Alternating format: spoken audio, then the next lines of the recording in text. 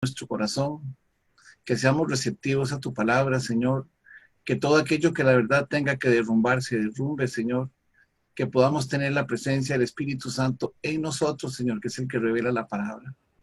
Guíanos, Señor, en todo momento, Padre. A ti te damos la honra, Señor. Permite que yo hable solamente lo que tú quieras, y que mis hermanos, Señor, escuchen y pregunten lo que tú quieres que se pregunta también para enriquecernos, Señor. Te damos a ti, Padre Santo, la gloria, te damos la honra en el nombre de Cristo Jesús. Amén. Ya que vamos a entrar en el libro de Apocalipsis, capítulo 1, lo primero que quiero decir es que yo voy a terminar a las 9:45, no voy a pasar de esa hora, porque yo sé que hay hermanos que tienen compromisos a una hora más tarde y no quisiera pues que ellos estén cortando los estudios por distintas razones. Entonces, generalmente los 15 minutos que yo pierdo, o sea que el estudio se atrasa al principio, los perdemos al final. Entonces vamos terminando a las 10 o a las 10:15 y vamos a terminar a las 9. A las 9:20 abro las preguntas y a las 10 ya a un cuarto para las 9, perdón, un cuarto para las 10 tenemos que haber terminado. El libro de Apocalipsis es uno de los libros más interesantes de toda la Biblia y ustedes se van a dar cuenta por qué. Los 65 capítulos anteriores, los 65 libros anteriores a la Biblia, todos se encuentran metidos en el libro de Apocalipsis. Y nosotros vamos a estar estudiando el libro de Apocalipsis, no con la intensidad que lo requiere, porque yo sé que no hay muy buenas bases en el Antiguo Testamento para todos, pero sí vamos a estar nosotros dando la mayor cantidad de explicación para que ustedes lo tengan. Para empezar, quiero decir lo siguiente. Hay una escritura en, si querés la ponemos un momentito. Yo quisiera que ustedes tengan esta escritura muy presente siempre, siempre en sus vidas y en la vida de Apocalipsis. Dice, el mundo os aborrecerá. Si el mundo os aborrece, sabed que a mí también me ha aborrecido antes que a vosotros. Si fueres del mundo, el mundo amaría lo suyo. Pero porque no sois del mundo, antes yo os elegí del mundo, por eso el mundo os aborrece. Esta escritura, ya nos podemos quitarla. Esta escritura se va a hacer presente todos los días de nuestra vida. No nos vamos a engañar.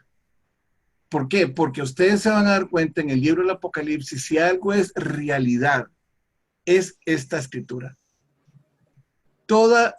Los primeros, o la iglesia primitiva, toda la iglesia primitiva hasta el año 316 después de Cristo, fue una iglesia perseguida, pero brutalmente perseguida por los romanos. No les importaba absolutamente nada. Ahora venía la reflexión de este niñito que pedimos oración nosotros, que tiene 3 años, tiene cáncer en el riñón y ya se le fue a los pulmones. O sea, Satanás no tiene misericordia de nadie, ni la va a tener nunca tampoco. Y es algo que nosotros tenemos que empezar a valorar. Cuando nosotros estamos aquí en el estudio de la palabra de Dios, vamos a tener que ser conscientes de que mucho de lo que nosotros tenemos, por cierto, no es. Y yo voy a tratar de desarrollar algunos de los temas de la mejor manera posible para que ustedes vayan comprendiendo, porque la mayoría de la cristiandad que está hoy es una cristiandad muy endeble, es muy fácil. Hemos vivido nosotros con un evangelio muy light, un evangelio dulcificado, un evangelio que en realidad no está produciendo cambio en nosotros. No estoy juzgando a nadie, simplemente me voy a ir estrictamente a las escrituras, porque en el capítulo 2 y en el capítulo 3, el Señor Jesucristo exhorta por medio de Pablo a las iglesias y a todas les dicen, arrepiéntanse, arrepiéntanse y arrepiéntanse. Esa es la consigna que aparece para la iglesia en el libro del Apocalipsis. Después de que nosotros hayamos terminado la iglesia en el capítulo 3, el versículo 4 y el versículo 5 no tienen que ver nada con la persecución de los judíos, entonces va a cambiar la modalidad, ya va a decir, como ustedes no se arrepintieron cuando se debieron de haber arrepentido, todas estas cosas vienen para ustedes. Entonces, vamos a ser muy objetivos en las lecturas de la palabra y vamos a ser nosotros bastante capciosos en cuanto a lo que nosotros necesitamos saber. Quiero también mencionar algo de la Biblia. La Biblia tiene tres características que son importantísimas que nosotros tengamos presentes. Repito, tiene tres características que son importantísimas que nosotros debemos de tener presente. Una, la Biblia es inspirada por Dios. La Biblia es inspirada por Dios y la escritura, para que ustedes la busquen si quieren profundizar en el tema, está en 2 de Timoteo 3, 16 y 17. La Biblia es inspirada por Dios y eso está en 2 de Timoteo 3, 16 y 17. La segunda, la palabra de Dios es revelada. Él la revela a nuestro corazón a través del Espíritu Santo. Y eso está en Deuteronomio 4, 1 y 2 y también está en el libro de San Juan en el capítulo 14. Pero básicamente es Deuteronomio 4, 1 y 2. Es revelada. Y finalmente la palabra de Dios es iluminada. La palabra de Dios es ilumina. Lámpara es a tus pies mi palabra. Es iluminada. Primera de Corintios 2, capítulo 10, versículos 10 al 14. Primera de Corintios 2, versículos 10 al 14. Cuando usted empiece a estudiar la palabra de Dios, pídale que estas tres cosas se hagan manifiestas en su vida. Que la inspiración del Espíritu Santo llegue a su vida, que la revelación del Espíritu Santo llegue a su vida y que la iluminación de la palabra, que es la guía para nuestras vidas, también llegue a nosotros. Entonces, vamos a decir cosas que están escritas en la palabra de Dios y que ustedes van a empezar a atesorar y van a empezar a validar. Si usted considera que el Espíritu Santo le está revelando lo que nosotros vamos a estar explicándoles aquí a ustedes en el estudio del Apocalipsis. Ahora sí, nos vamos a ir a las notas. Yo traté Hermes, si quieren nos vamos a las notas ya.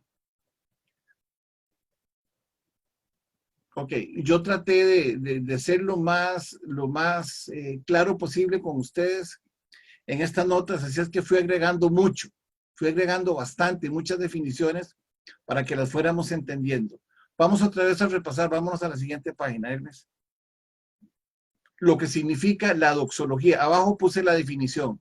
Dice, doxología es la ofrenda de adoración a Dios en admiración, amor y alabanza, exaltándole, glorificándole y proclamando su grandeza en admiración humilde.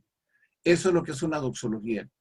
Es la ofrenda de adoración a Dios en admiración, amor y alabanza, exaltándole, glorificándole y proclamando su grandeza en admiración humilde. Estos 4 versículos que tengo yo aquí presentes, enfrente de mí, son los versículos que hablan de la doxología. Y el primer versículo es cuando cuando Jesucristo está haciendo la revelación de quién Él fue. Él dice, y a nosotros nos hizo reyes y sacerdotes para Dios su Padre, dice, por habernos hecho a nosotros reyes y sacerdotes, dice Juan, a Él sea la gloria y el imperio por los siglos de los siglos. Amén. Está reconociendo Juan en lo que está escribiendo, y Dios se lo está dictando, de que nosotros somos reyes y sacerdotes por su gloria y por su imperio, por una eternidad. Eso significa de los siglos. Amén. Las próximas 2 que nosotros tenemos es la adoración en el cielo. La adoración en el cielo. El capítulo 4 habla de cuando la iglesia se va al cielo.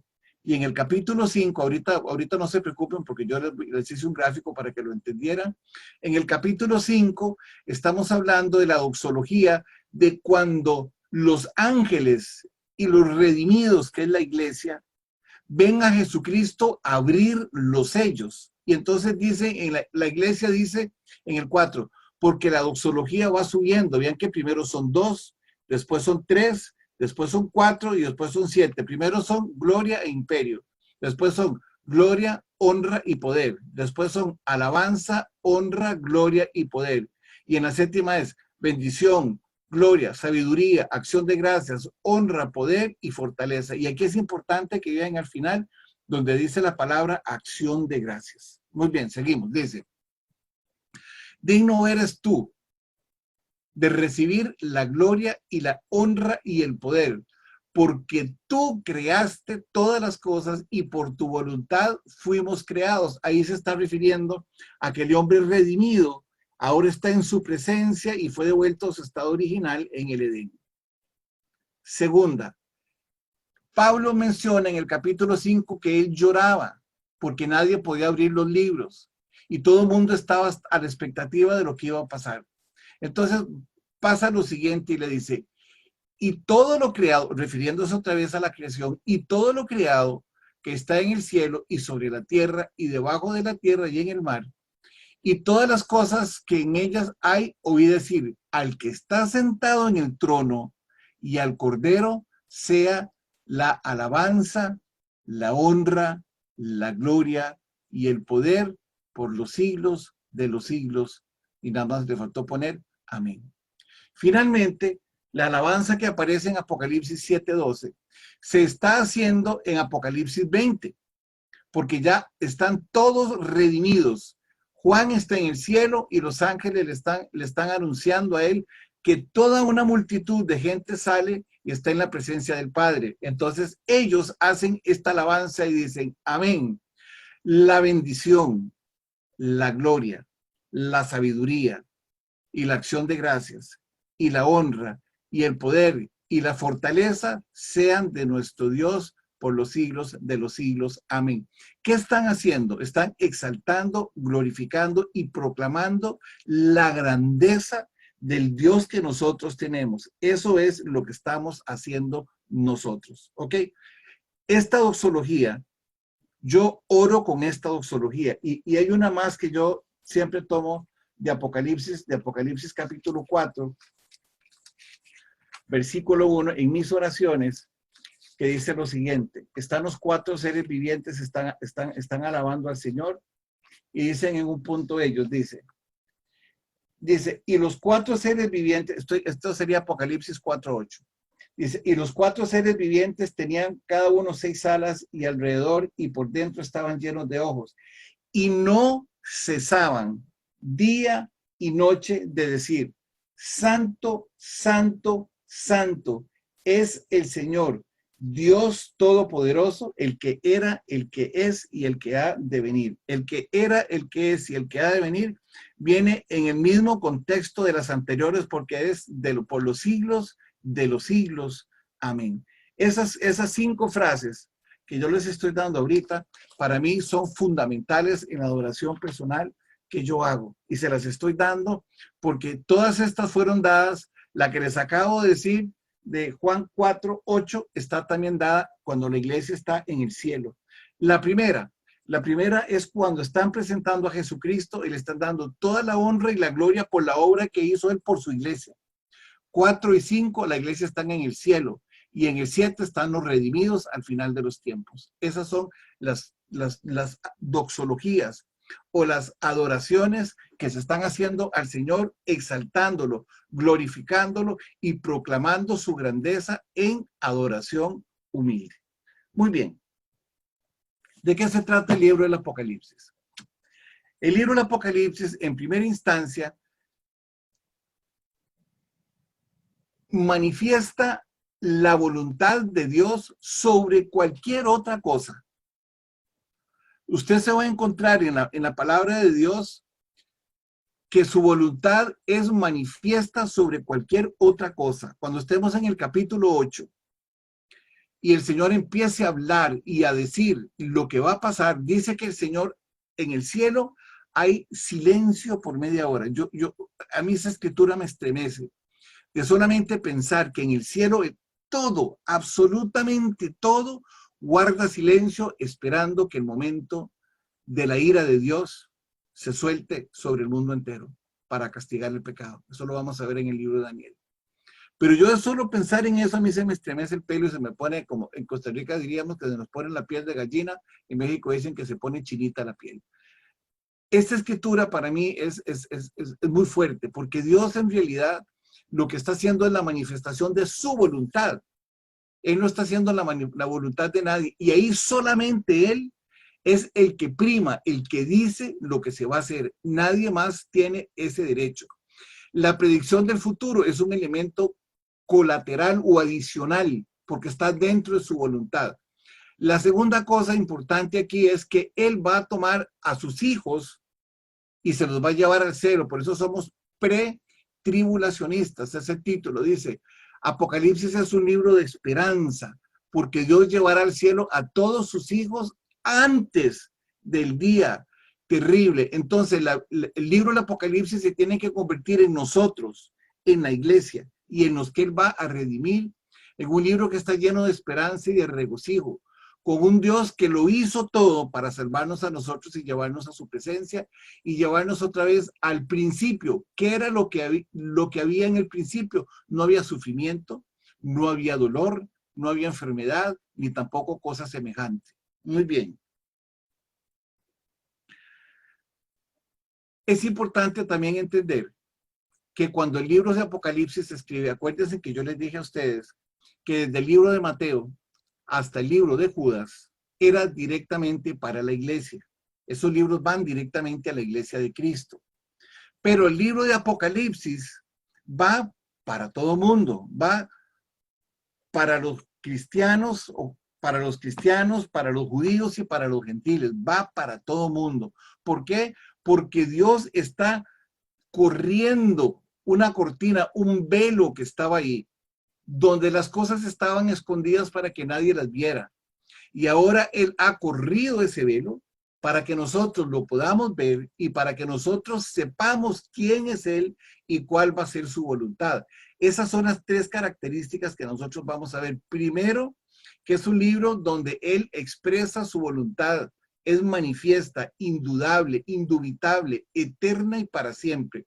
Dos, es un libro donde Él va a llevar a sus hijos a su casa, donde ya no habrá más ni sufrimiento, ni dolor, ni enfermedad, ni cosa semejante. Segundo, y lo tercero, el libro del Apocalipsis es un libro donde Él va a mostrar su naturaleza y se va a mostrar tal cual es al hombre para que lo vea.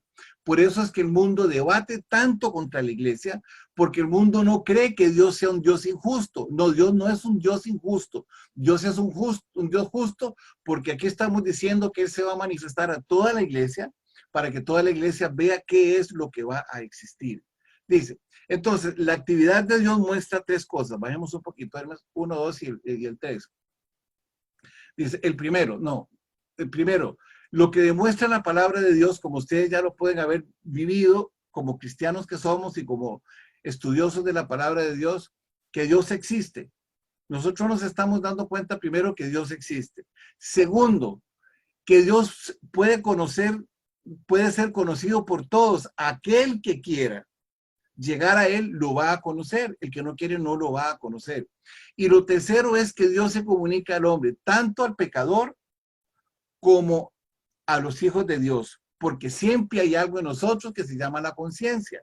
Y aunque Satanás quiso desordenar en el huerto el orden que Dios tenía, el orden era espíritu, conciencia y cuerpo. Y cuando Satanás ataca al hombre queda cuerpo, conciencia y espíritu. Entonces él lo ataca y el hombre cambia completamente los valores del hombre con respecto a Dios. Pasémonos a la 4, de una vez. Ahorita me devuelvo este cuadro. Es que yo para ahorrarme espacio lo hice mal. Ahí. ¿Cuál es la estructura del Apocalipsis? La estructura del Apocalipsis aparece en el capítulo 1, versículo 19. Ahí mismo Juan anota lo que el Señor le dice a él y le dice, el bosquejo del libro de Apocalipsis le dice, escribe. Hay dos momentos en que el Señor le dice a Juan que escriba. Este es el segundo momento. En el capítulo 1 le dice, escribe las cosas que has visto, o sea, las que él vivió, Juan, conjuntamente con Jesucristo, que es el capítulo 1. 2, las cosas que son las iglesias, el periodo de las iglesias, están siendo, y dice, y las que han de ser después de estas. Dice, estos tres versículos sugieren que Apocalipsis se divide en tres partes. 1, dice, los que has visto se refiere a la visión de Juan en el capítulo 1. 2, las que son se refiere a las 7 iglesias del Asia Menor, capítulos 2 y 3. Y dice, las que han de ser después de estas, que son los capítulos del 4 al 22. Este es el bosquejo del libro de Apocalipsis. Ahora sí, subamos. yo me tomé, yo no soy muy buen dibujante, ¿verdad? Pero lo que pude en Excel, ahí le hice. Entonces, vean, aquí vamos a leer los capítulos primero. El 1 son las cosas que son. El versículo 2 y 3 se refiere, perdón, el 1 es a las cosas que fueron. El 2 y el 3 a las cosas que son. Y del 5 hasta el 22, las cosas que serán. Esas son las tres cosas. Entonces, yo lo que hice fue un dibujo para que ustedes lo puedan entender. Vean. Tenemos primero la introducción de la visión de Cristo. Esas son las cosas que fueron. 2. El capítulo 2 y el capítulo 3 es el mensaje a las 7 iglesias de Asia Menor, que son Éfeso, Esmirna, Pérgamo, Sardis, Tiatira, Filadelfia y la Odisea. Esas son las 7 iglesias. Cuando se termine las 7 iglesias, o sea, cuando se acabe el capítulo 3, se da el rapto. Ahí lo tienen, se va a dar el rapto. ¿Ok? Después del 3 aparecen el 4 y el 5. El 4 y el 5 es, el 4 es Jesucristo en el trono, en el cielo, y el 5 también es en el cielo, es el rollo y el cordero. Esos dos capítulos son en el cielo. A partir del capítulo 6 hasta el capítulo 18, si querés bajemos un poquito de más, a ver si podemos ver del 6 al 18, ahí. Del 6 al 18 empieza lo que llamamos nosotros los 7 años de la tribulación. Los 7 años de la tribulación, ¿ok? Y en otro gráfico que no voy a enseñar ahora, sino que lo voy a enseñar después, algo sucede en el cielo y algo está sucediendo en la tierra. Entonces, ¿qué es lo que sucede en el cielo? Lo que sucede en el cielo serían el capítulo 7,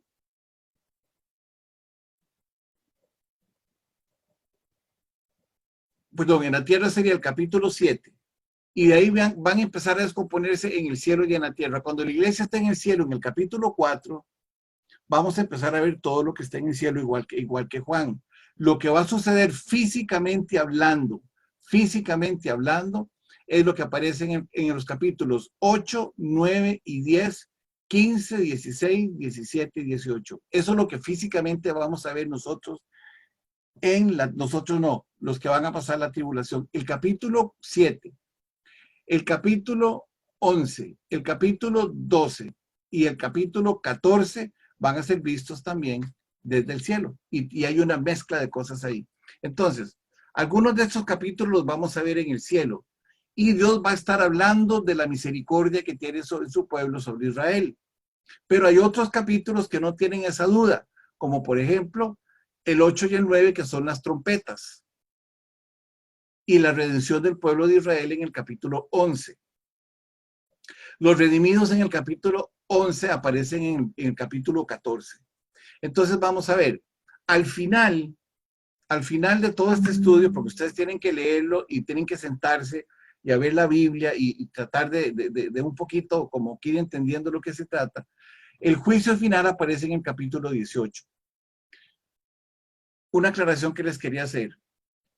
La palabra Babilonia es la misma que Roma. Después la vamos a estudiar en detalle, porque aparece perfectamente bien descrita. Roma es Babilonia. Roma es Babilonia. Entonces tenemos la gran ramera y tenemos la caída de Babilonia. En el capítulo 17 y 18 vamos a ver la caída de ellos dos. En el capítulo 19 vamos a ver nosotros dónde son lanzados la gran ramera y que es el falso profeta. Y vamos a ver también en el capítulo 18 al anticristo, que es la caída de Babilonia, que también van a caer en el capítulo 18, los dos en el capítulo 19.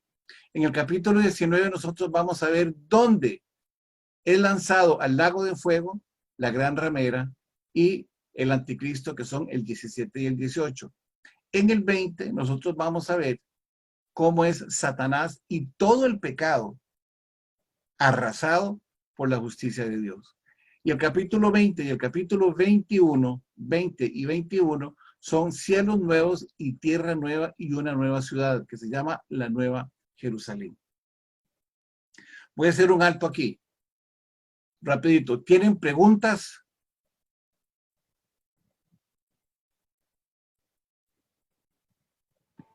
Muy claro, Danubio, gracias. Ok. ¿Alguien más? Yo tengo una, Danubio. Cuando dicen, por ejemplo, la gran ramera, significa, obviamente, ya sabemos quién es, ¿verdad? Pero, ¿estar hablando de todos los que siguen a la gran ramera o nada más los... Sí, ¿Los no qué? sé. O sea, nada más, por ejemplo, los sacerdotes, los padres, las personas que guiaron mal a ese grupo de personas. Son todos. Todos, ok. Todos. Sí. Hay una, déjame ver. Hermes, poneme el capítulo 18 de Apocalipsis.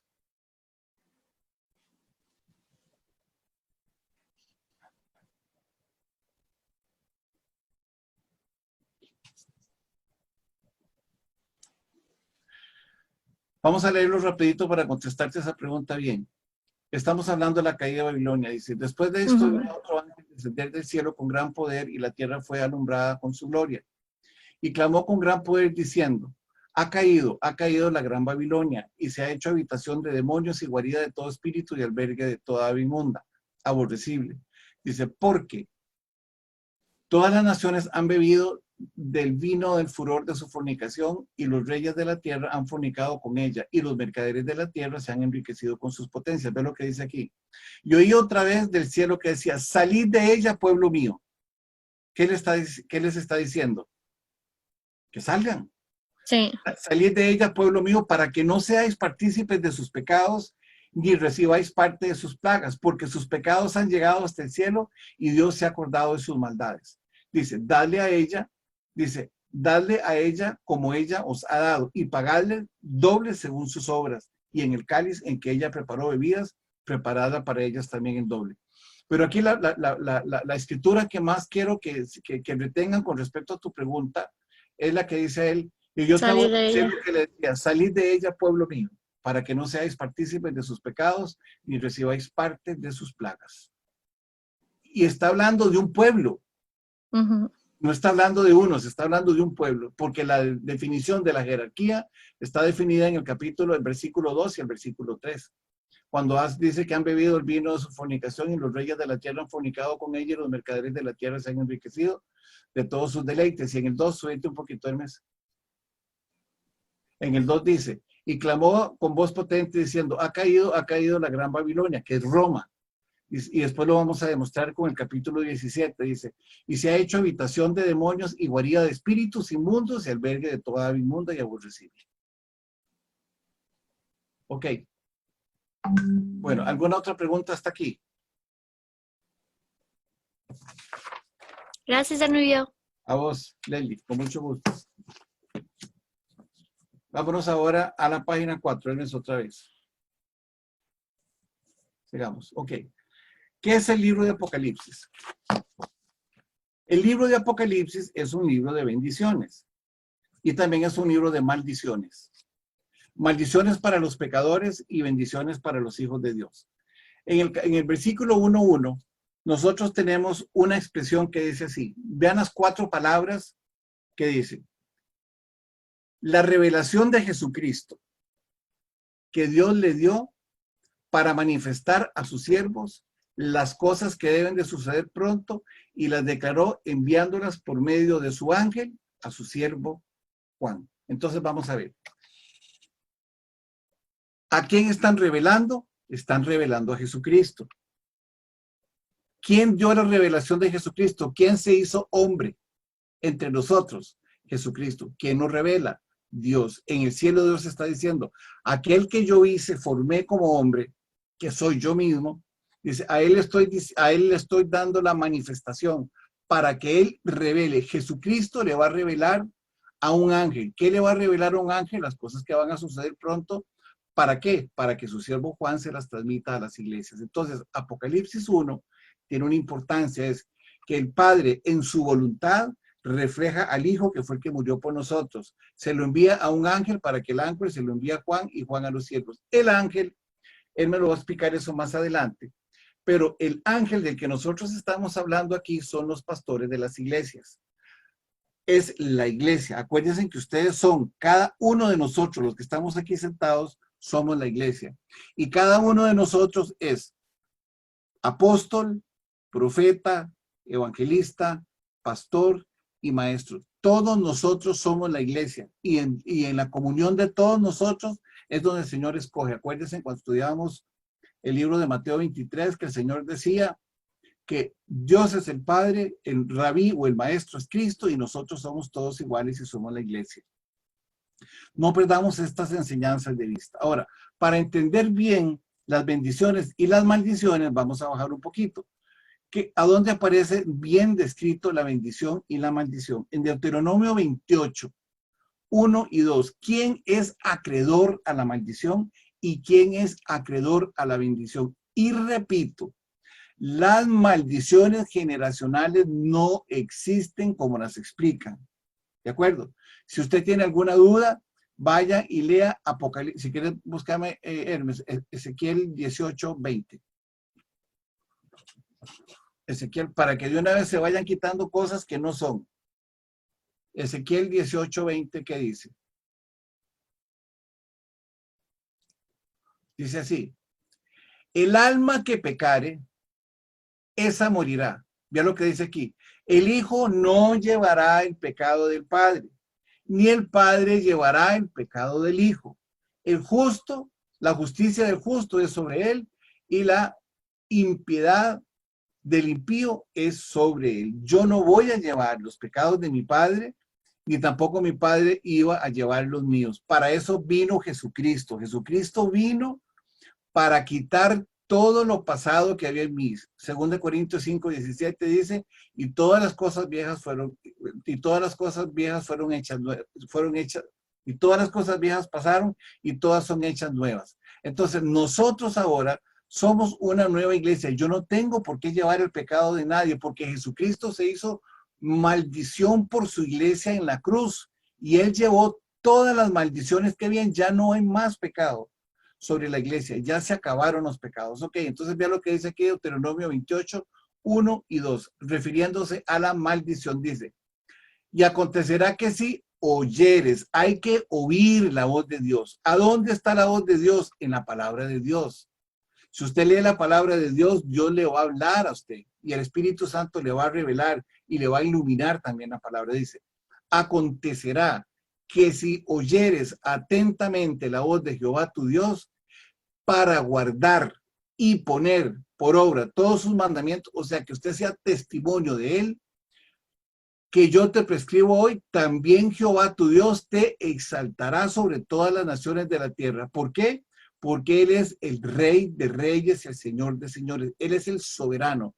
Entonces, cuando usted oye su voz, la guarda y la pone por obra, Él te va a exaltar sobre todas las naciones. Dice: y vendrán sobre ti todas estas bendiciones y te alcanzarán si oyeres la voz de Dios. Entonces, ¿a dónde viene la bendición? Una, escuchar atentamente la voz de Dios. Dos, guardar la palabra de Dios. Tres, y ponerla por obra. Esas son las tres cosas que generan la bendición. Vamos a ver qué genera la maldición. La maldición es el opposite, el opuesto. Dice: pero acontecerá que si no oyeres la bendición de Jehová tu Dios, para procurar cumplir sus mandamientos y sus estatutos que yo te intimo hoy, vendrán sobre ti todas estas maldiciones y te alcanzarán. Dice: maldito serás en la ciudad y maldito serás en el campo. Entonces, ¿cuándo es una persona maldita? Cuando no escucha la voz de Dios. Y si no escucha la voz de Dios, ¿cómo va a cumplir sus mandamientos? No los puede cumplir, ¿de acuerdo? Ni tampoco sus estatutos. ¿Qué entenderíamos por estatutos? Reunirnos, estudiar las escrituras, orar unos por otros, hacer la celebración del partimiento del pan.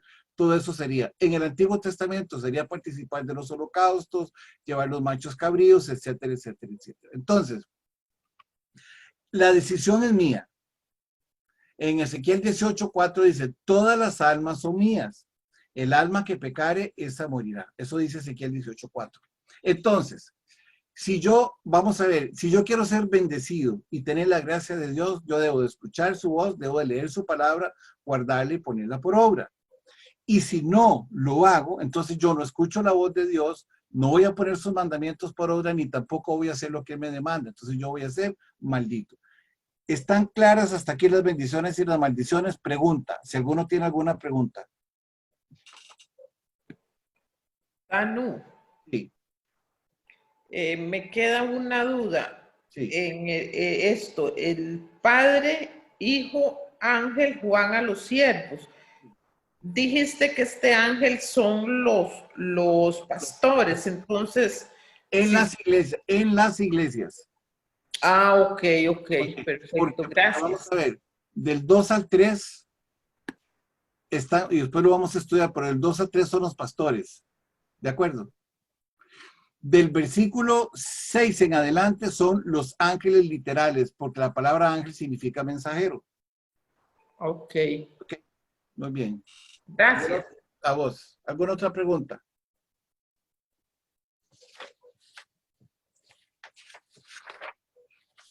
Muy bien, vamos a seguir, pasemos a la página 5. Dice,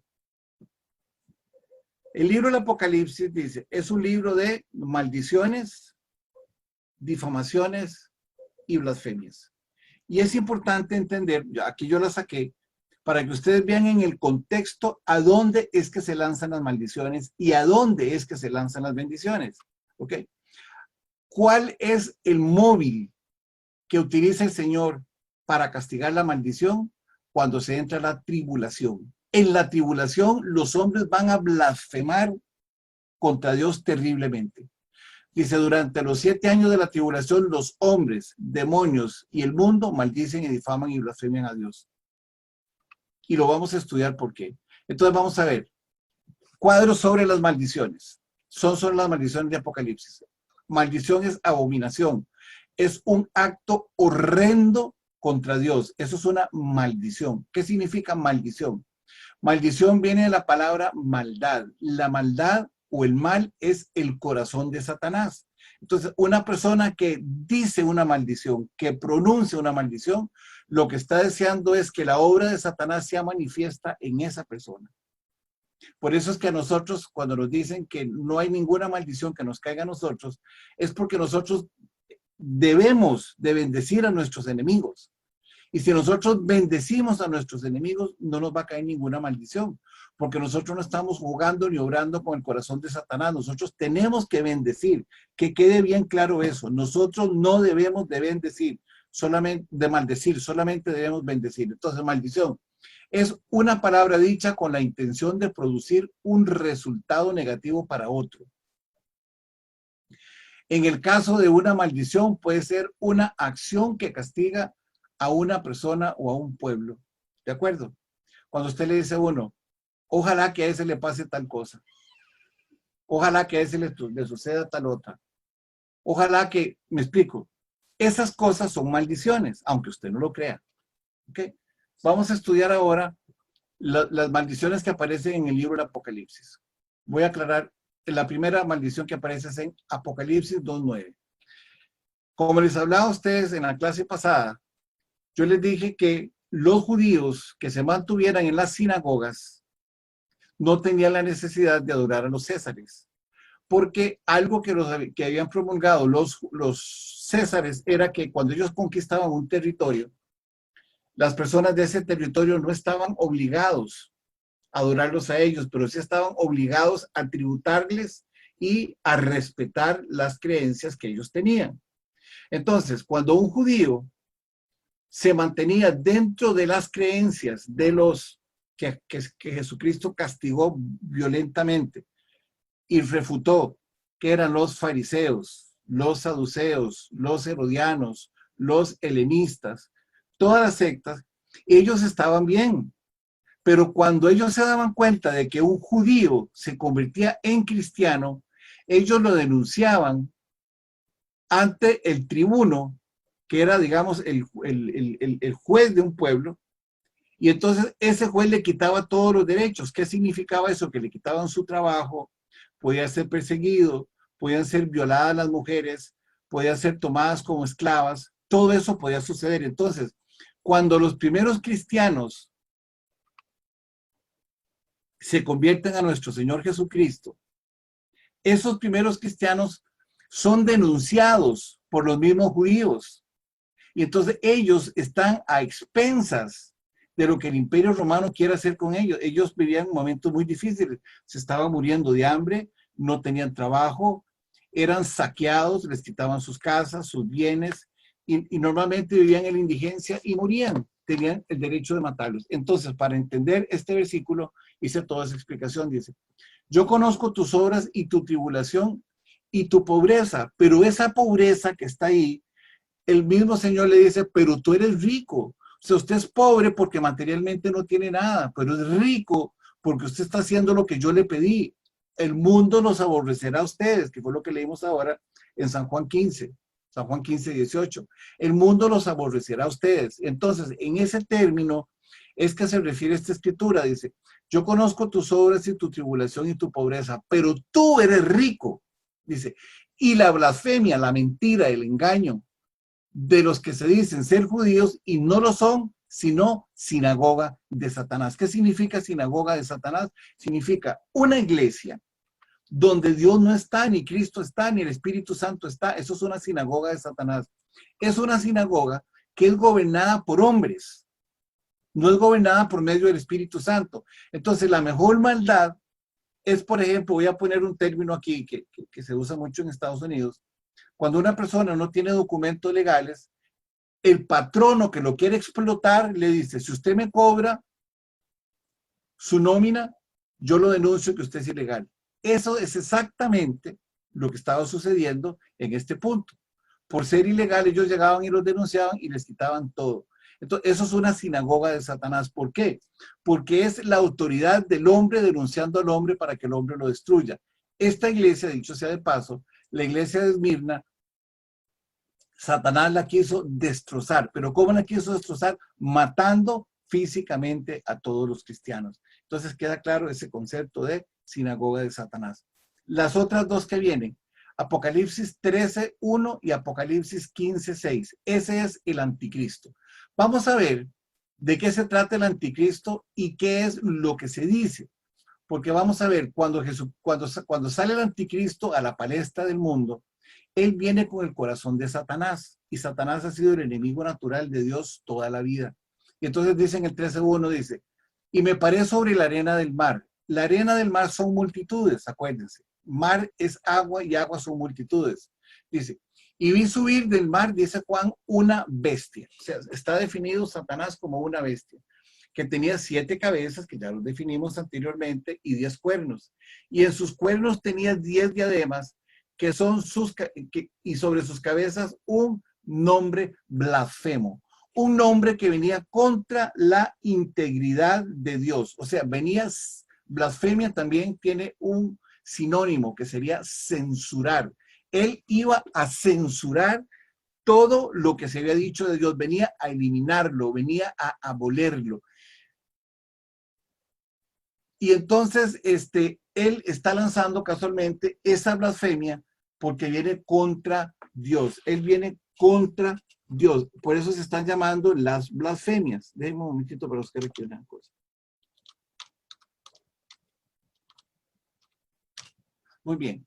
Entonces, la primera blasfemia es que él viene aquí a anular, a censurar a todas las personas que vienen creyendo en que Cristo es el Señor. Por eso él se levanta, él viene a censurar. La palabra blasfemar, aquí estudiando usted el griego, koiné, la palabra que se utilizó es censurar. Él viene a censurar, viene a clausurar, que es más fácil entenderlo ahora, la obra de Satanás. Vean lo que dice ahora el versículo 13, 5, 6. Vamos a ver contra qué lanza blasfemias. Dice, también se le dio boca que hablaba grandes cosas y blasfemias. Por eso les digo, es muy importante que usted lea la Biblia y que escudriñe cada palabra que está aquí. Es bien importante que usted le escudriñe, porque Satanás va a tener el gobierno en la tierra, pero no va a tener el gobierno en el cielo. Nunca lo tendrá, jamás. Dice, también se le dio boca que hablaba grandes cosas y blasfemias, y se le dio autoridad para actuar 42 meses. El tiempo de él es limitado. 42 meses es lo que va a tener él de actuar. Y vean por qué blasfemó. Dice, y su boca hablaba blasfemias, censuraba a Dios. Dice, y blasfemaba, ya que el término blasfemar es desacreditar. Dice, ya que era desacreditar su nombre y su tabernáculo. Dice, vean lo que dice aquí, qué interesante. Y de los que moran en el cielo. Él iba a blasfemar contra los que eran salvos. Y cuando dice aquí, vea lo que dice también la palabra anterior, y tabernáculo. ¿Quiénes utilizaban el tabernáculo? El tabernáculo lo utilizaban en el Antiguo Testamento los israelitas para presentar el sacrificio agradable a Dios a través del sacrificio de un cordero, y que una vez al año el sumo sacerdote entraba al lugar divino, al lugar santísimo, y ofrecía ofrenda por todos los pecados de los hombres. Ahí se está refiriendo a los judíos, y también de la misma manera haciendo un ridículo sobre la iglesia que ya está en el cielo. Él le está diciendo, yo me imagino, y esto es una suposición mía, ven como la iglesia ya no vale, ahora yo gobierno sobre este mundo y aquí se hace lo que yo digo y punto. Aquí no hay ningún Dios que gobierne. Pero nos vamos a dar cuenta en el capítulo 7 que Satanás no los va a poder tocar, ni también en el capítulo 9 no los puede tocar. Pero bueno, vean que la blasfemia viene directamente contra Dios, contra su tabernáculo. Ahora vamos a ver en el capítulo 16 y 19 de qué se trata. En el capítulo 16 y 19 son los que no se arrepintieron, los que están sufriendo ahorita la pena de no haber recibido a Cristo Jesús. Y yo lo puse ahí bien grande, en el 16 y en el 11, dice, no se arrepintieron de darle gloria. Y en el 16, 11 dice, no se arrepintieron de sus obras. Ojo, no se arrepintieron de sus obras, ni tampoco se arrepintieron de darle gloria. Los que no se arrepienten de sus obras, de los pecados, y los que no se arrepienten de ellos van a sufrir. Vamos a ver qué van a sufrir, dice. El 16 dice, y los hombres se quemaron con el calor y blasfemaron el nombre de Dios. Y que tiene poder sobre estas plagas. Dice, y no se arrepintieron para darle gloria. Quiere decir que las personas que no se arrepintieron van a blasfemar contra Dios. ¿Por qué van a blasfemar contra Dios? Porque ellos se van a morir del dolor. Se van a morir del dolor. No van a poder eliminar ese dolor. Supóngase usted que están como mataron en el Antiguo Testamento, después les voy a dar los ejemplos, hacían unas imágenes de bronce que se abrían a la mitad, era como un sarcófago, se abrían, y entonces abajo tenían fuego, abrían el sarcófago y metían a la persona y la cocinaban, la hacían asada. Eso es lo que va a suceder cuando venga Dios a juzgar a los pecadores. Los va a meter en un sarcófago hirviendo. Supóngase usted que usted lo están encerrando en una olla de acero y que esa olla de acero está a 500 grados Fahrenheit y que a usted lo metan y cierran la copa y la tolda y que usted no puede salir. Eso es lo que le va a pasar a esos hombres en ese momento. Y los hombres se quemaron con el calor y blasfemaron contra Dios porque tienen poder sobre, dice, y blasfemaron el nombre de Dios que tiene poder sobre estas plagas y no se arrepintieron para darle gracias. Ya no se podrán arrepentir. Eso se está dando cuando vengan las plagas. Vean lo que dice aquí también. Y blasfemaron contra el Dios de los cielos por sus dolores y sus úlceras, que son tumores, por sus dolores y sus úlceras, y no se arrepintieron de sus obras. ¿Quiénes están maldiciendo? Están maldiciéndolos los hombres. Vean lo que dice aquí en el 16:21, también referido a lo mismo. Dice, y cayó del cielo sobre los hombres un enorme granizo del peso de un talento. Un talento son 90 libras. Quiere decir que los granizos eran de 90 libras. A usted lo agarraba un talento, eso sí lo despedazaba, pero todavía no moría. ¿Me explico? Todavía no muere. Lo pudo haber malmatado y despedazado en 50,000 pedazos si usted quiere, pero va a quedar vivo. No va a morir, porque no podrán encontrar la muerte. Y cayó del cielo sobre los hombres un enorme granizo, con un peso de 90 libras, dice. Y los hombres blasfemaron contra Dios por el castigo que estaban recibiendo. Dice, por la plaga de granizo, dice, porque su plaga fue sobremanera grande. Imagínense lo que significa eso, que fue sobremanera grande. Si nosotros en estos momentos estamos preocupados por la pandemia que tenemos ahorita con el coronavirus, ¿cómo será eso? Que aunque usted se esconde en su casa, un granizo de 90 libras va a pasar su techo y le va a caer encima. Usted no va a tener cómo salir. Y de eso es lo que van a estar blasfemando los pecadores. En el 17:13 está hablando, acuérdense, aunque no se los he explicado a ustedes, que Satanás, digo, el anticristo es el que va a acabar con el falso profeta. Entonces, eso se refiere aquí, dice, y me llevó en el espíritu al desierto y vi una mujer sentada sobre una bestia escarlata llena de blasfemias, que tenía 7 cabezas y 7 cuernos. Estamos hablando de aquí de la gran ramera. La gran ramera es la que el anticristo va a entregar y entonces va a lanzar blasfemias. ¿Quién va a lanzar blasfemia? La gran ramera. ¿Por qué? Porque estaba equivocada. Ok, seguimos. ¿Sabes? Hay 2 escrituras más que de por sí tienen involucrada una maldición, aunque la palabra maldición no aparece.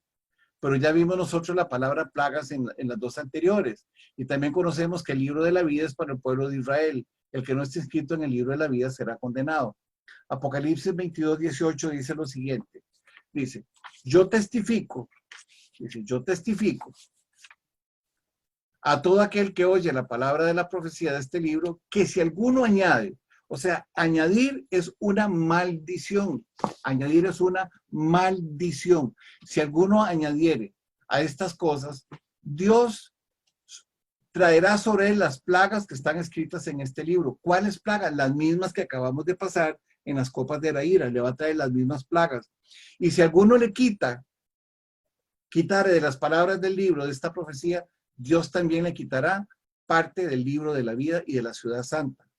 O sea, que las personas que le ponen van a ser objeto de todas las plagas de la persecución. Y también, ¿qué va a pasar? Que el que le quita también va a ir directamente al lago de fuego y azufre, porque lo está quitando su parte en el libro de la vida.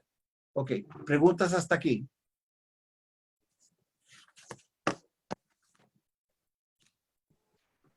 Danubio.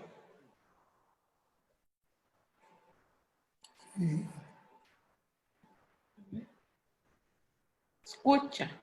Sí, claro. Esto que dijiste, el libro de la vida es para el pueblo de Israel. Sí. Entonces, cuando digamos, un pastor o nosotros está guiando a una persona a Cristo que dice, y escribe mi nombre en el libro de la vida, eso no debería decirse entonces. Sí, claro que sí lo puedo decir, porque también aparece en Apocalipsis 1, 6 y 7. Ok. Aparece en varios lugares. El libro de la vida aparece en varios lugares. Ok, pero entonces no es solo para el pueblo de Israel. En este caso sí, pero es para todo el pueblo, porque acuérdense que ya la iglesia fue redimida. En este caso, ok. Sí. Okay. ¿Alguna otra? Seguimos.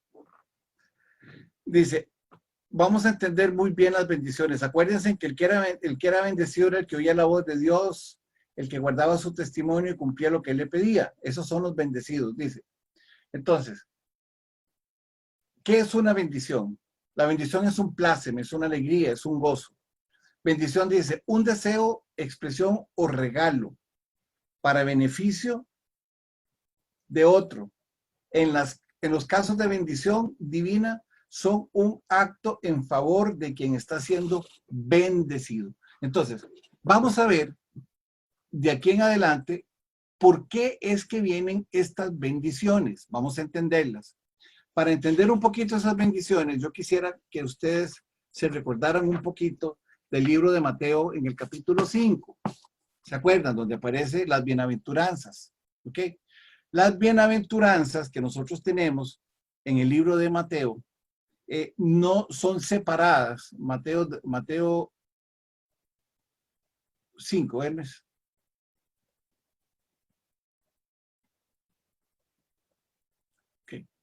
Voy a leer nada más, voy a leer los títulos, pero ustedes lo tienen ahí. Empezando con el 3 dice, bienaventurados los pobres de espíritu.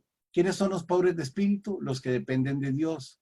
Bienaventurados los que llaman, los que claman, los que les piden a Dios misericordia por lo que está sucediendo. Bienaventurados los mansos, bienaventurados los mansos de corazón, las personas que ven todo con el amor de Cristo. Esos son los mansos. Bienaventurados los que escudriñan la palabra de Dios y tienen sed de justicia, quieren que la justicia de Dios sea sobre el mundo. Bienaventurados los que tienen misericordia, los que perdonan. Bienaventurados los limpios de corazón. Bienaventurados los que buscan la paz. Bienaventurados los que padecen persecución por causa de la justicia, porque ellos verán el reino de los cielos.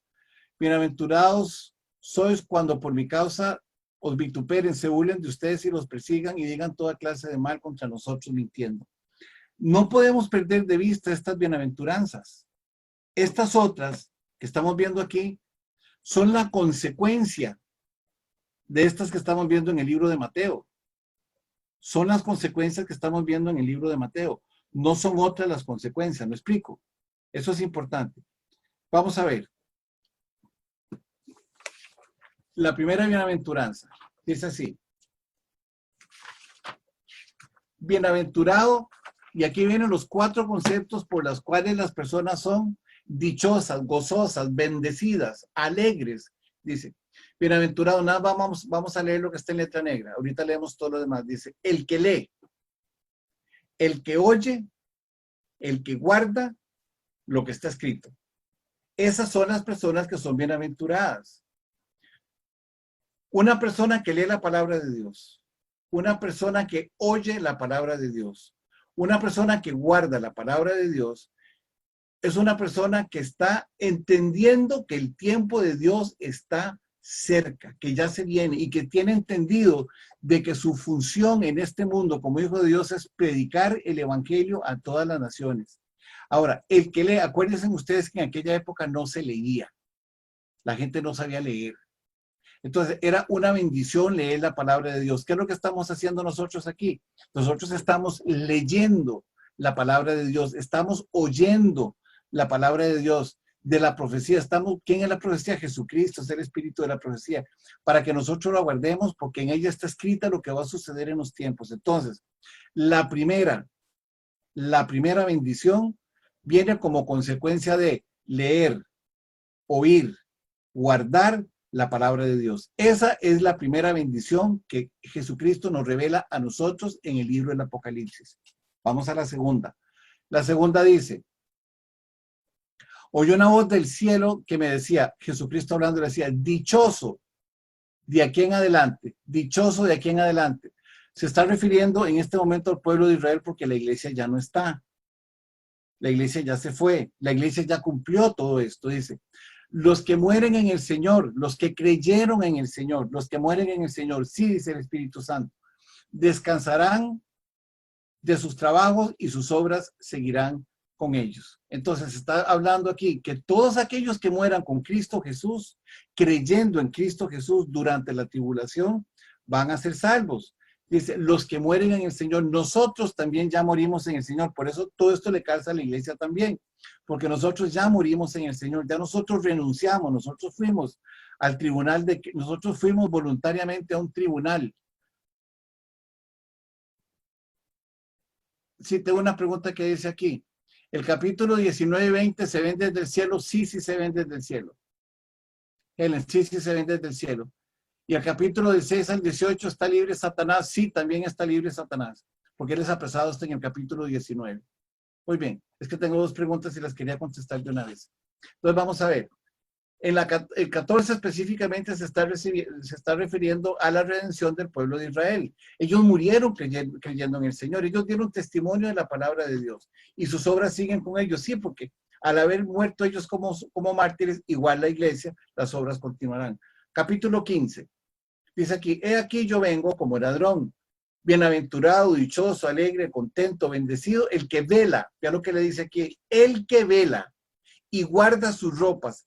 El que está permanente, velar es estar permanentemente vigilante. La persona que está permanentemente delante del Señor dice, y guarda sus ropas. ¿Qué significa? Guarda sus ropas las ropas son blancas. ¿Qué es lo que guarda? Su santidad. El que vela y guarda su santidad, dice, para que no ande desnudo y no vean su vergüenza, porque más adelante vamos a ver que el Señor a nosotros nos ve como almas desnudas. Hebreos 4:13. Él nos ve a nosotros como almas desnudas. Ok. Capítulo 5 dice, la cena de las bodas del Cordero, obviamente, dice, el ángel dijo, escribe. Él me dijo al ángel, escribe. Aquí está la segunda vez que le dice que escriba. Ya la primera la vimos. Aquí está la segunda vez que le dice, escriba. Tome nota de esto que le voy a decir. Bienaventurados los que son llamados a la cena del Cordero. Y él me dijo, estas son palabras verdaderas y fieles. Obviamente, los que están en las bodas del Cordero son aquellos que se arrepintieron. Y ahorita vamos a ver qué es arrepentirse, porque no es simplemente hacer una confesión. No, no es una confesión. Vamos a ver de qué se trata.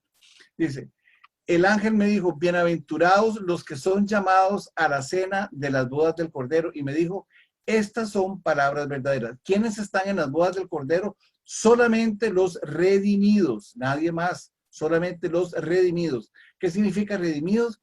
Los cuales Jesucristo compró a precio de sangre. Apocalipsis 26 dice, bienaventurados y santo el que tiene parte en la primera resurrección. ¿Quiénes son los que tienen parte en la primera resurrección? Los redimidos. Dice, la segunda muerte, ¿cuál es la primera muerte? La primera muerte es física y la segunda muerte es espiritual.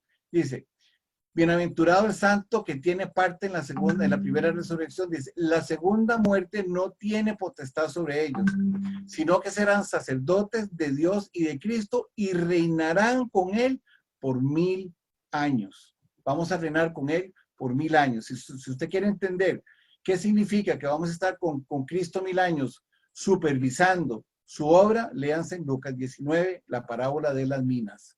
Ok. Apocalipsis 22, ¿qué dice? Dice, he aquí, vengo pronto. Bienaventurado, otra vez dice aquí, que es igual a la número 3, el que guarda las palabras de la profecía de este libro. Bienaventurado, ¿quién? El que guarda las profecías de este libro. ¿Qué es el que las guarda? El que las lee, el que las oye, las guarda y las pone por obra. Ese es el bienaventurado. El 24 dice, bienaventurados los que, y aquí también viene un poquito lo que me preguntaba Vilma, los que lavan sus ropas para tener derecho al árbol de la vida y para entrar por la puerta de la ciudad. ¿Cuál es esta ciudad? Yo les había dicho a ustedes que la puerta de la ciudad aparecía en el capítulo, las puertas que son 12, aparecían en el libro de Nehemías en el capítulo 3. Ok, muy bien. Vamos a terminar con un puntito aquí y voy a abrir preguntas.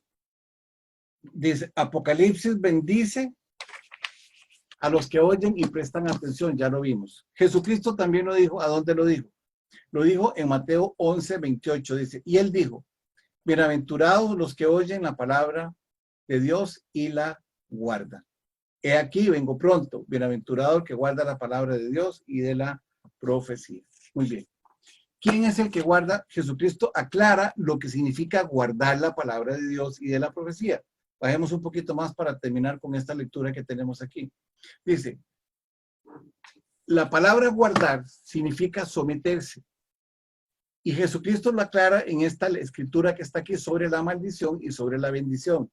Estoy interpretando esta escritura a la luz de lo que ya vimos. Dice Mateo 7, 24 a 27, dice, cualquiera que oye estas palabras y las hace, cualquiera que oye estas palabras y las hace, las pone por testimonio, la compararé a un hombre prudente que edificó su casa sobre la roca. ¿Quién es la roca? La roca es Cristo.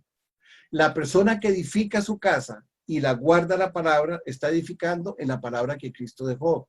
Dice, descendió, aquí estamos hablando ahorita de los tiempos difíciles, de los días de la ira. Dice, descendió lluvia y vinieron ríos y soplaron vientos y golpearon contra aquella casa.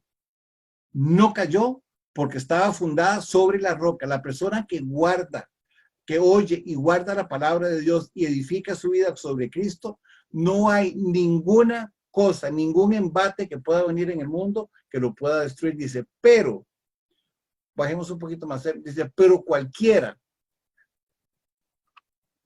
que me oye, pero cualquiera que me oye estas palabras y no las hace, le compararé a un hombre insensato que edificó su casa sobre la arena.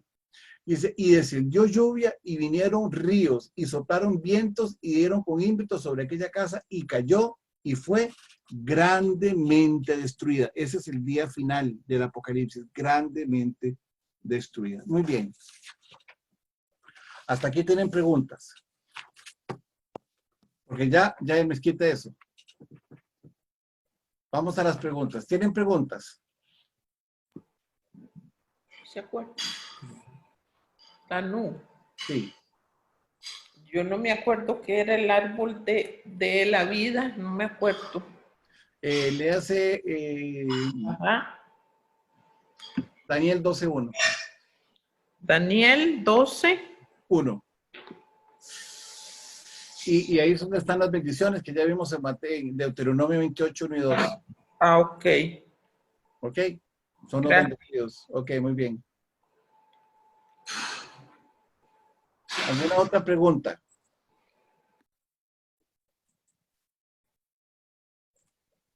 Hola tío, buenas noches. Hola, mi amor, ¿qué tal, Jimenita?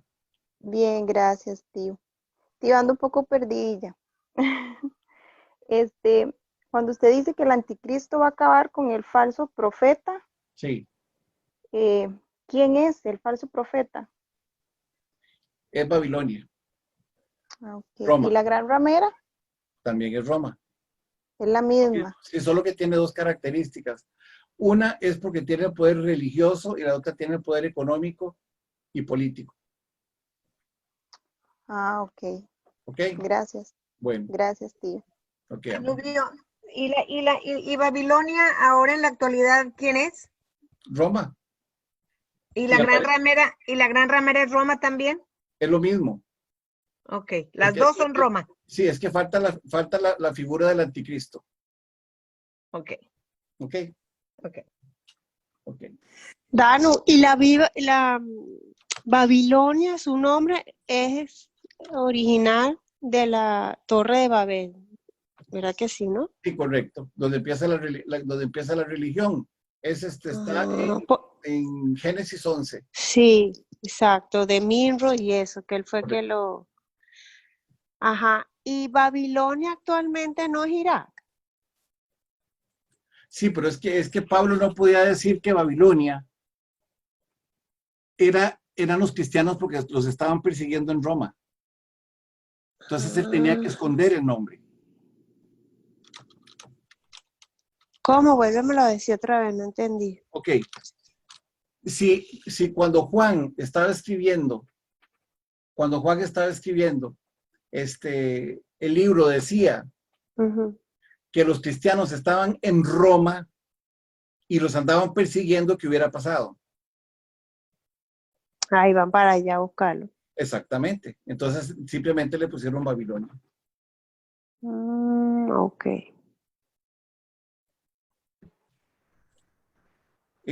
Hermes, Sí. poneme Apocalipsis 17:9.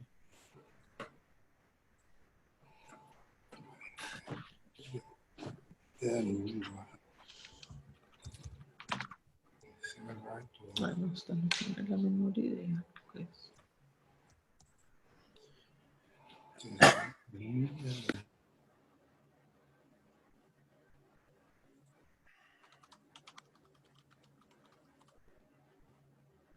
Ok, lo tienen.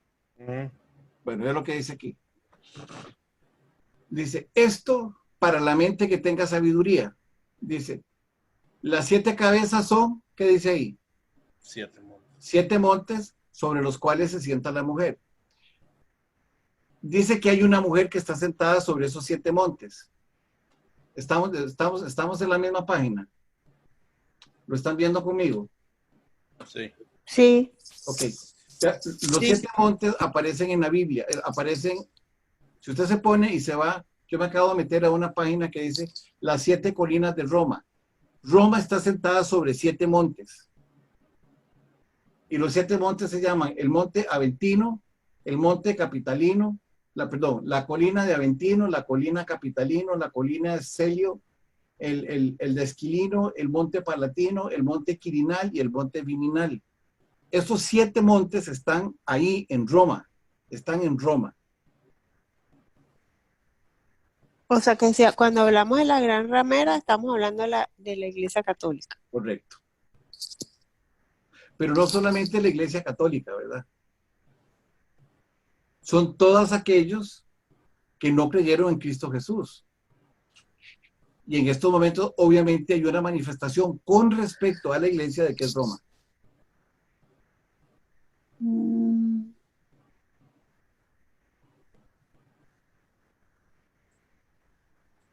Bueno, es que hay iglesias que no creen en Jesucristo. Pues ya Y eso- la Iglesia Católica se supone que sí. Sí, se supone que sí. Por eso lo vamos a ir discerniendo más adelante, conforme vayamos pasando. Ahora que terminemos las iglesias, les va a quedar más claro. Sí cree, pero como que le pone más atención a la Virgen que a Cristo. Es como una figura mucho más fuerte la Virgen María que lo que es Cristo. Y cuando hablemos de la iglesia de Tiatira, aparece esa mujer que se llama Jezabel. Y esa mujer que se llama Jezabel es casualmente la reina del cielo. Que también lo vamos a ver. En todo el mundo hacen romerías y cosas a la Virgen, pero a Cristo nadie le hace nada. Correcto. Exactamente así es. Tío, La pantalla, Hermes. Sí. Sí, sí, Jimena. cuando se refiere a lo de la iglesia, católica, que son aquellos que no creyeron en Jesucristo, Correcto. ¿qué pasa con esas personas que creen en Jesucristo? O sea, sé que Vamos se a ver. dice que no. Voy a tratar de entender tu pregunta. Ok, Creen en Jesucristo, pero adoran a María. correcto. Ok. O sea, que tienen a María como intercesora y no a Jesucristo, Ok, ¿qué dice la palabra con respecto a eso? que el único intercesor entre Dios y el hombre es Jesucristo. Y no Entonces, se debe hacer imágenes, no se debe creer en. correcto. Entonces, ellos son los tibios, ¿verdad? Ah, ok, correcto. Ok. Son los Sí, tibios de la iglesia de Gracias, la tío. Odisea. ya entendí. Ajá. Ok. Danu, Sí. cuando hablaba de eso, de lo que iba a caer sobre las personas, ¿cómo se llama? Granizo. El granizo, eso, que cae y no mueren, esos son en los 7 años. Durante la tribu. Hermes, Ujú. Bueno, capítulo 9 de Apocalipsis. eso Sí, bueno, es entre los últimos 3 años, ¿no? De la gran sí, tribulación. correcto, correcto.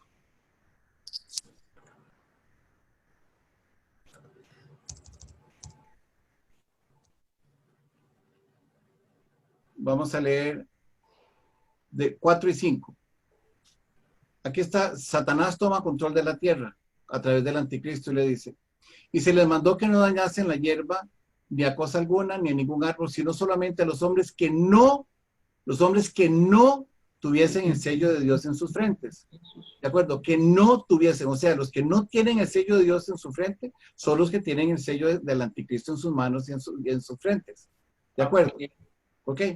Dice, y les fue dado que no los matasen, sino que los atormentasen por 5 meses. Y su tormento era como tormento de escorpión cuando hiere al hombre. Dice, y en aquellos días los hombres buscarán morir, ¿qué dice ahí? Pero no lo hallarán, no la hallarán, no hallarán la muerte. Dice, y ansiarán morir, pero la muerte huirá de ellos, porque el poder de la muerte le pertenece a Cristo, no le pertenece al hombre. ¿Se dan cuenta? Ok, ¿Ok? qué tremendo. Sí. Sí. Damos esa Gracias. pantalla a vos. ¿Qué más?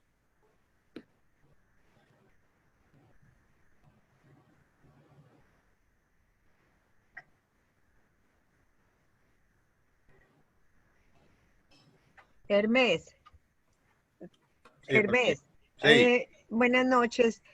¿Ya nos pasaste este estudio por los correos electrónicos? Este todavía no. Bueno, ahí te lo encargamos cuando tengas tiempo, por favor. No, de hecho, siempre los paso, Juan. Ya cuando los terminan, los paso. Ok.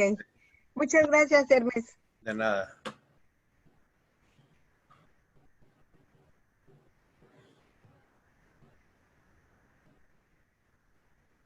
¿Ya no hay más preguntas?